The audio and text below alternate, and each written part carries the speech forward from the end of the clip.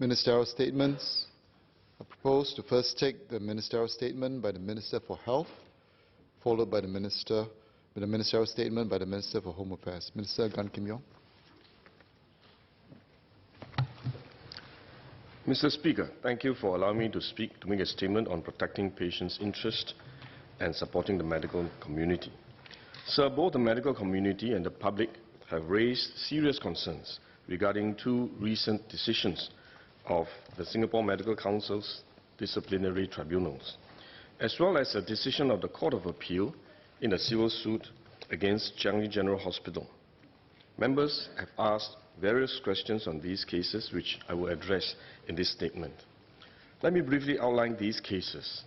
The first decision was in respect of an orthopedic surgeon, Dr. Lim Lian An, who was alleged to have failed to obtain informed consent from his patient before performing a procedure and was fined $100,000, the maximum fine permitted under the Medical Registration Act. SMC has taken steps to appeal the DT's decision. The court will review this case and evaluate the decision of the DT, including the appropriateness of the fine.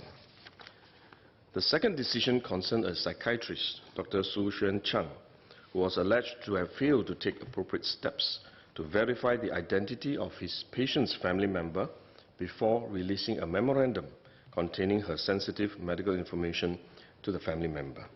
He was fined $50,000, and SMC has taken steps to pursue an appeal against the DT's decision in this case as well.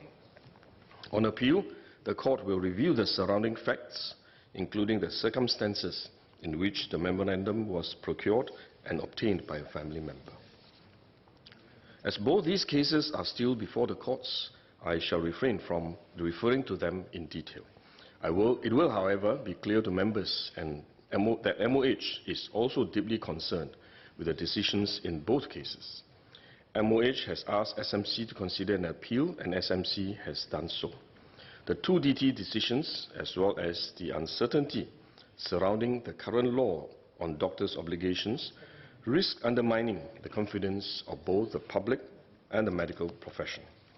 We must and will deal with the issues that have arisen to restore and ensure confidence. The Court of Appeal's decision in the civil suit concerned a case of negligence against CGH, or Changi General Hospital, for delaying the diagnosis of a patient's cancer. I am saddened to learn that the patient, Ms. Noor Aslin Abdul Rahman, has just passed away this morning. Let me offer my deepest condolences to the family, and our thoughts are with them. The hospital will extend our support to the family. The Court of Appeal's decision has been interpreted by the medical profession to mean that in the majority of cases, radiologists are well placed to decide which specialist or hospital department should follow up on a radiological report with an adverse finding. This is different from the current general practice, which is to return the radiological and test reports to the doctor and team who had seen the patient, ordered the investigations, and had the continuing obligation to care for the patient. Radiologists are understandably worried that they do not have the same care relationship with the patients, are not in a position to decide which department or specialist is most appropriate for the continuing care of the patient. Our lawyers have told us that the medical profession may not have interpreted the Court of Appeal's decision correctly. Nevertheless, we must deal with the medical profession's concerns and clarify the position. Four specific concerns arise from these cases. 1. What constitutes proper informed consent? 2. Whether radiological reports with adverse findings should be returned to the doctors or teams who had ordered them, or should they be routed to another specialist department for follow-up? 3. Whether the convictions and sentences are fair and reasonable and reflect practice realities on the ground. And 4. How to remedy the weaknesses of the SMC-DT disciplinary process. We share all of these concerns. My ministry will address them decisively while always putting patient safety and welfare first. We have to act decisively because these concerns, if unresolved, will over time engender the practice of defensive medicine. This will not only affect doctors, but ultimately compromise the quality of medical care, raising medical costs and harming patient welfare. I will set out a broad overview of these issues and then outline the initiatives to address them. Let me first briefly describe the current SMC disciplinary process. The SMC is a statutory board and a self-regulating body, made up of both elected and appointed medical professionals. Its primary objective is to protect the welfare and safety of patients by regulating the professional and ethical practice of registered medical practitioners and by upholding high standards in the medical profession. When a patient makes a complaint, a complaints committee, or CC, drawn from a panel of 100 senior doctors and 50 laypersons, reviews the complaint and decides on the appropriate further actions. When needed, the SMC will appoint a DT, disciplinary tribunal, to hear the case. Both CCs and DTs are made up predominantly of doctors, aided by specialists who provide expert opinions, as well as legal professionals and laypersons as appropriate. The SMC council members do not sit on the DT, so that the DT can act independently of the SMC. Annually, the SMC receives an average of 170 complaints. Most are resolved at the CC stage, with about 8% being referred to DTs. This system is built on self-regulation. As professionals, doctors have to make care decisions in the best interests of their patients. More often than not, they have to rely on their professional judgment. Therefore, what is appropriate in each case is determined by their peers, taking into account what is acceptable practice. It is important to maintain the confidence of both the doctors and the public in this system. Both must have full confidence in the transparency and fairness of the process and outcomes. However, the recent cases which I described earlier have cast doubts on this. We have to address these concerns directly, make the necessary changes, and give appropriate guidance so that there is greater clarity and consistency. I will now outline some of the main problems which have arisen in the operation of the current system. First, serious delays in the disciplinary process. Delays are unfair to the complainant, who would be looking for closure. It is also unfair to the doctor, as it may prejudice the doctor's defense, affect his practice and livelihood, and cause unnecessary anxiety. It currently takes too long for a case to be heard, and it takes up to 2 years and occasionally longer for the CC to reach a conclusion. And if a DT is convened, up to another 2 years to conclude the case, and occasionally even longer. If there is an appeal by either party to the court of 3 judges, further time will be taken up. Whilst SMC has been making efforts to clear cases faster, the overall process generally takes too long, and some cases experience prolonged delays that are egregious and wholly unacceptable. Second, the SMC has faced challenges in engaging doctors to serve on the complaints and disciplinary committees, or as experts. This is partly due to the small community of senior practitioners and partly due to the difficulty in securing the commitment of experienced practitioners to serve because of the heavy time commitment and opportunity cost incurred. I am most grateful to the doctors who have served on our CCs and the DTs. We will have to improve and strengthen the system to better support them as they carry out their duties. Third, despite the guidance in SMC's Ethical Code and Ethical Guidelines, or ECEG, there is wide variance in interpreting standards of care. Whilst the guidelines cannot cater for all scenarios, we need greater clarity on the application of the standards in specific situations, such as the communication of medical information to patients' family members and the taking of informed consent. Fourth, there is the issue of consistency and fairness of sentences meted out. Some sentences are not commensurate with the circumstances of the case.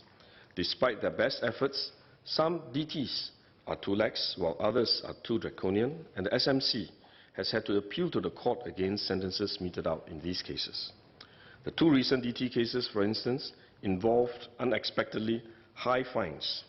But there have also been cases where DTs imposed sentences that were too low, and the SMC has had to appeal to the High Court to increase these sentences. My ministry will review the SMC disciplinary process. We have to do a thorough review of the existing structure and processes and consider what is the best way in which complaints against doctors should be dealt with, which will minimize the current problems. We must seek to achieve clearer and more consistent outcomes faster, and which both the public and the medical community will have confidence in. I have appointed a work group comprising doctors, legal professionals, and other persons with relevant expertise to completely review the SMC's complaints and disciplinary processes. The work group is co-led by Associate Professor Ng Wai Ho, Medical Director of National Neuroscience Institute and Deputy Chairman of Medical Board at Sing Health, and Ms. Kua Boon Teng, a Senior Counsel who specializes in medical legal cases.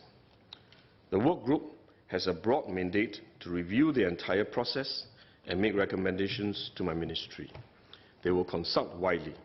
A series of engagement sessions have already been planned. The first few town halls were conducted last week with Sing Health on Thursday and Gleneagles on Friday. And another session is planned with NUHS this week. These consultations will continue as we want to canvass as many views as possible. The work group's recommendations are expected by the end of this year. In addition to the work group, Ministry of Health has also set up a sentencing guidelines committee to set out principles and guidance for sentences to ensure greater consistency and fairness in the sentences meted out by the DTs.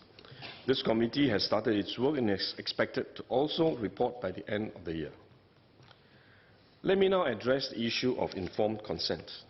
This is the process by which doctors provide patients with relevant and material information about the recommended course of treatment, the potential risks of the treatment, and possible alternatives to enable the patient to make an informed decision with regard to his care options. The law on informed consent has, for a long time, been based on the well-known Bolam test, which has been consistently affirmed in Singapore, including by the Court of Appeal in the case of Gunapathy in 2002. This landmark decision set out the standard clearly. Over the years, the test was clear and well understood by the medical profession. In 2017, the Court of Appeal departed from its earlier decision of Gunapathy and applied a modified version of the test formulated in the UK case in Montgomery versus Lanarkshire Health Board. The court has ruled that a doctor, in taking proper informed consent, has to provide such information as that particular patient objectively requires. The feedback from the medical profession is that doctors are not sure as to how to apply the new legal test in practice settings.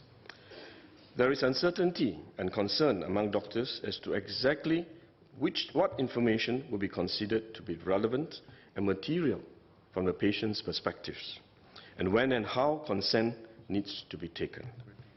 The recent case where Dr. Lim Lian An was fined $100,000 for failing to take informed consent for a procedure has brought this to the fore. In the current climate of uncertainty, there is a real risk that medical practitioners will adopt defensive medicine. There is evidence that this is already happening, fearing that they might be caught out should a complication occurs.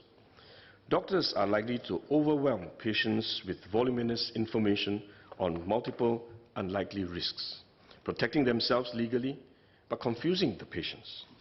This will be highly detrimental to Singapore's healthcare system and will damage the trust between doctors and their patients.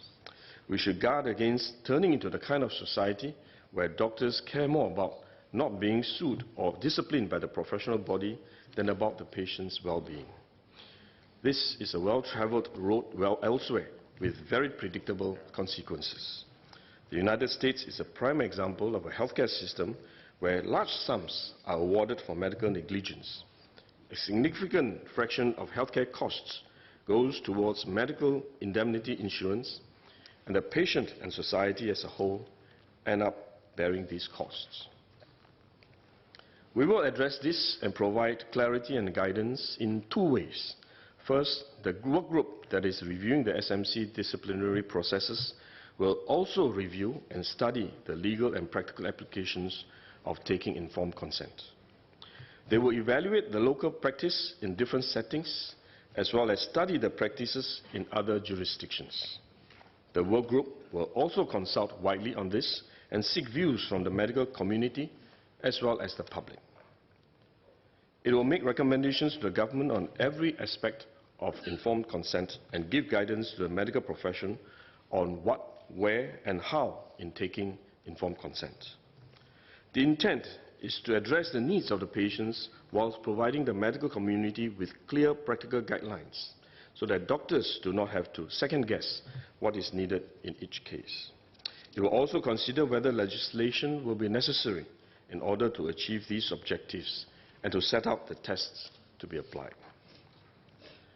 We should, however, remember that the relationship between the doctor and the patient is not only unique in each case, but also dynamic.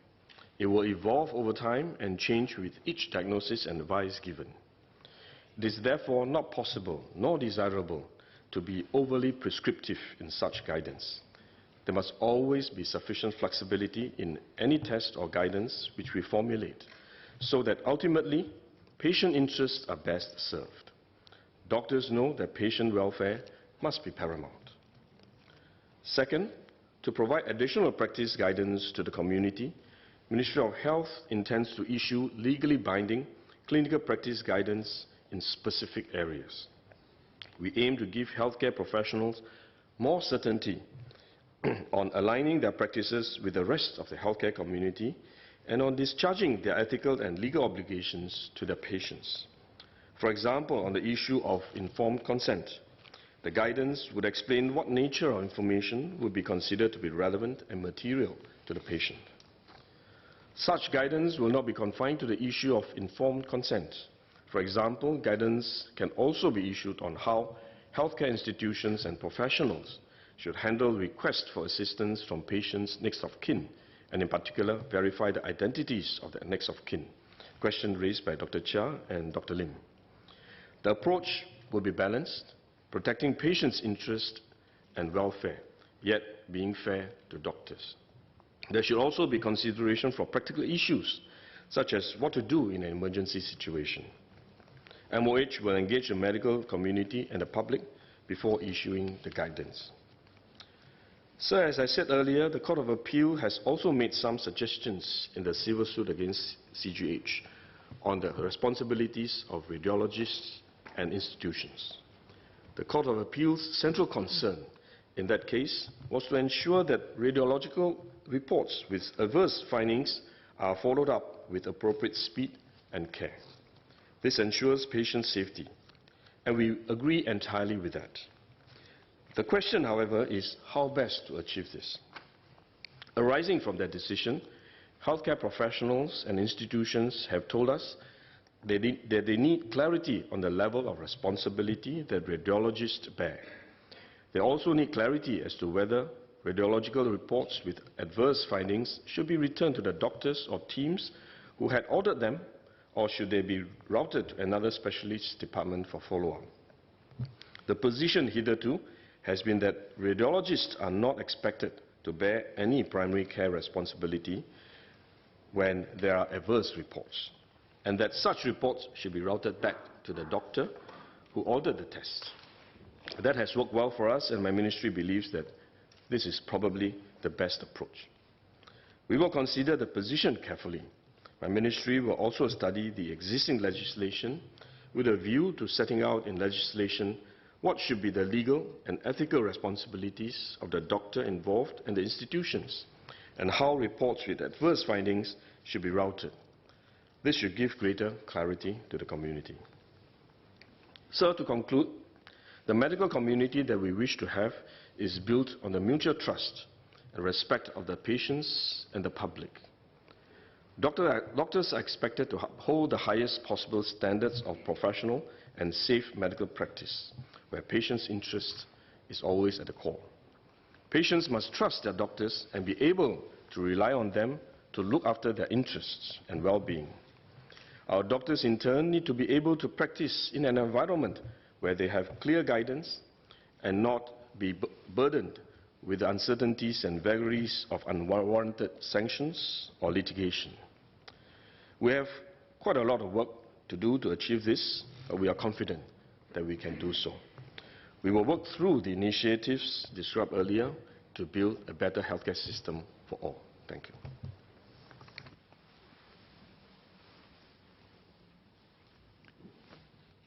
Dr. Lim Wee Kiat. Speaker, let me thank Minister for the statement.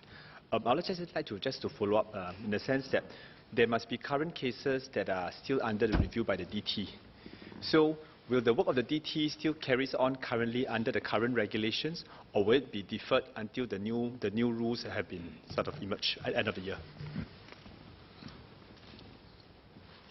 The current cases under the DT must continue, otherwise there will be further undue delay.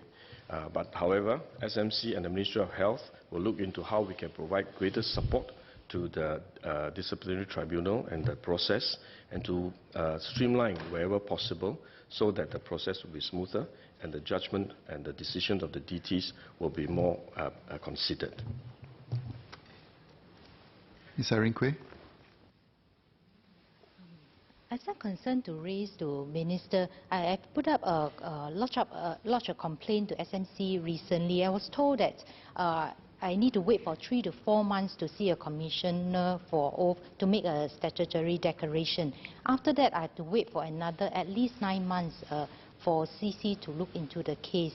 So in view of the huge backlogs, which we understand that SMC is trying very hard to clear, is there current immediate plans to triage some of these complaints so that we don't have errant prescribers that continue to practice and affect public safety? Thank you. Yes, in fact, the SMC, when they receive a complaint, will also look at the nature of the complaint. Some of the complaints have certain elements of urgency, and they will deal with them more urgently. And if the member has a specific case in mind, do let me know, and then we can take it up and see whether we could expedite the cases if it is of urgent nature. Dr. Lily Neo. Mr. Speaker, I'd like to seek clarification from Minister on the 2 cases of Dr. Lim's and Dr. Su's fines. May I ask Minister whether his concurrence that the fine meted out to these 2 doctors didn't really commensurate with the offences, and therefore going forward, how do you rectify this problem?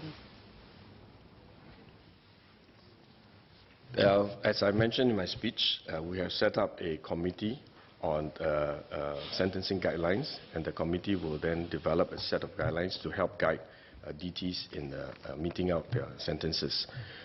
For the 2 specific cases, we have asked the SMC to lodge an appeal to the High Court, to the Court of Appeal, and because the case is still being heard, so I will refrain from commenting specifically on the 2 cases. Ms. Yan Tiong. Thank you, Mr. Speaker. Minister, I just want to ask, considering the number of cases that SMC is actually having to deal with, are we also looking upstream into the medical education, in terms of getting them to know it while they're actually being trained to be doctors, instead of sort of looking at it now at the SMC level? I think both are important, but I'm just wondering whether you're also looking upstream. Thank you.